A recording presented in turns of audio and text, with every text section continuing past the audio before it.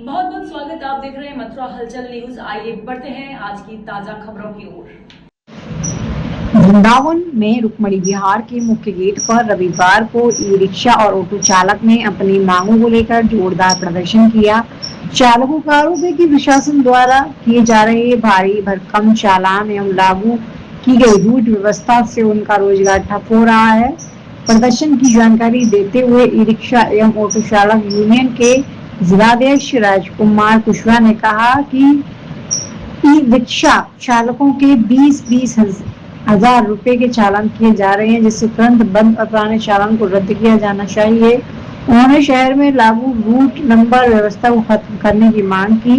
चालकों का कहना है कि श्रद्धालु पूरा ई रिक्शा बुक करते हैं, लेकिन रूट पाबंदी के कारण उन्हें घुमाने में भारी दिक्कतें आती है। यूनियन ने आरटीओ विभाग पर सवाल उठाते हुए कहा कि ई रिक्शा की बढ़ती संख्या के लिए प्रशासन जिम्मेदार है, गरीब चालक नहीं।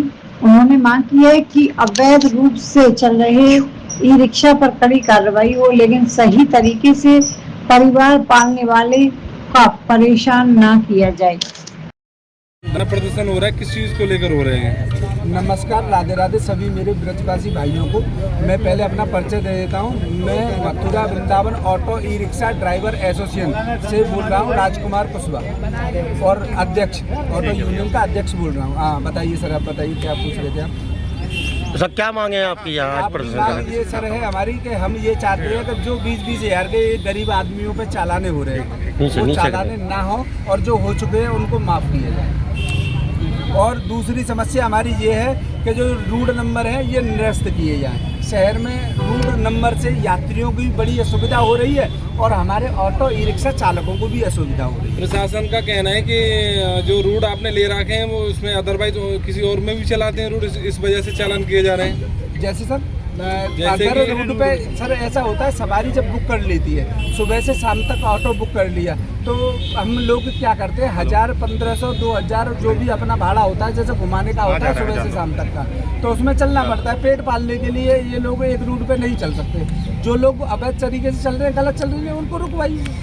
सर देखा जाए तो एक तरफ ई रिक्शाओं की संख्या भी बहुत ज़्यादा है। हाँ तो सर ये ई रिक्शा अपने घर से किसी ने नहीं बनाया, ये आईटीओ साहब ने पास किया, ये उनको दिखना चाहिए, उनका विषय। वृंदावन एक छोटा सा शहर है वृंदावन मथुरा, लेकिन ई रिक्शाओं की इतनी संख्या जो गलियों को चौक कर देती है जी। इस पर क्या कहेंगे? इस पर सर हम यही कहना चाहेंगे सर कि रोड का निर्माण तो कहीं हुआ नहीं है पूरे ब्रज में, और सर ऑटो ई रिक्शा की तादाद इतना हो गया है जिसका कोई जवाब नहीं है। तो इसके लिए आईटीओ साहब को जितना ही पास करना चाहिए था, जितने की जरूरत है, अभी ज़्यादा हो गया। तो ये लोग तो बेचारे सब मजदूर लोग हैं जिनके पास काम नहीं है, तो काम ढूंढने के लिए ये लोग मतलब ऑटो ई रिक्शा निकाल के लेके आए, किसी पे से कर्जा लेके, किसी भी तरीके से 5-5 लाख रुपए, 10-10 लाख रुपए की किस्त, 5-5, 10-10 हजार की किस्त भर रहे हैं, 13-14 हजार की, और 5-5 लाख रुपए का ऑटो खरीद के बेचारे चला रहे हैं। बताइए उसमें 20-20 हजार यहाँ पर जो छोटे छोटे बच्चे रिक्शा चलाते हैं वो क्यों चलाते हैं? उनकी सबकी हम अपील करेंगे, सरकार से हाथ जोड़ के निवेदन करेंगे कि प्रशासन से, शासन से, कि जो लोग गलत तरीके से, अवैध तरीके से चल रहे हैं उनको बंद कराया जाए, और ऐसे नहीं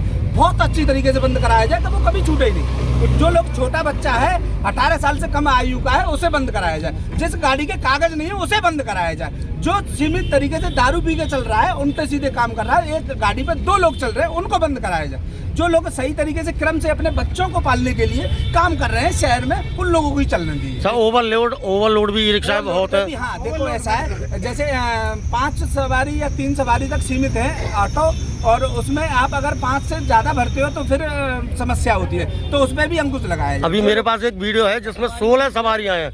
हाँ उसपे जैसे 16 सवारी अगर कोई लेके जाता है तो उसपे भी चालाने की कार्रवाई हो, ठीक है। क्या ये ई रिक्शा वाले नहीं समझ सकते सारी काम पुलिस ही करेगी?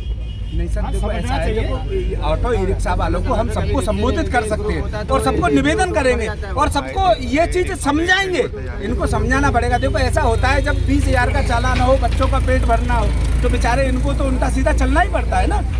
जिस तरीके से यहाँ पर रूट लगे हुए हैं और जो किराए की जो रूट लिस्ट लगी हुई है जी, उससे ज्यादा वसूला जा रहा है। क्यों वसूला जा रहा है? किसी से 500, 1000 रुपए डिमांड की जा रही है आने वाले श्रद्धालुओं से। ऐसा क्यों हो रहा है? वृंदावन रिक्शे वाले क्यों कर रहे हैं? इसकी वजह क्या है? इसकी वजह मैं बताता हूँ। देखिए अब जैसे आप पार्किंग जाओगे कहीं, जब 50 रुपए आपको पार्किंग देने होंगे तो ऑटो ई रिक्शा वाला कोई जेब से थोड़ी देगा, पार्किंग तो सवारी की जेब से जाना है ना। अब जैसे 3,000 रुपये या 5,000 रुपये या शुल्क रूट के नाम पे आप शुल्क ले रहे हो, 3 महीना चला नहीं है, वो रूट समाप्त हो गए। जो रूट 3 महीने तक नहीं चले, नई रूट लिस्ट आ गई।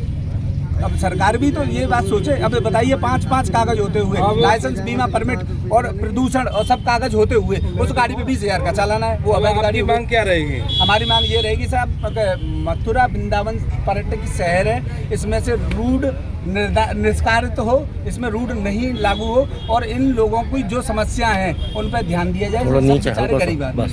ठीक है, धन्यवाद।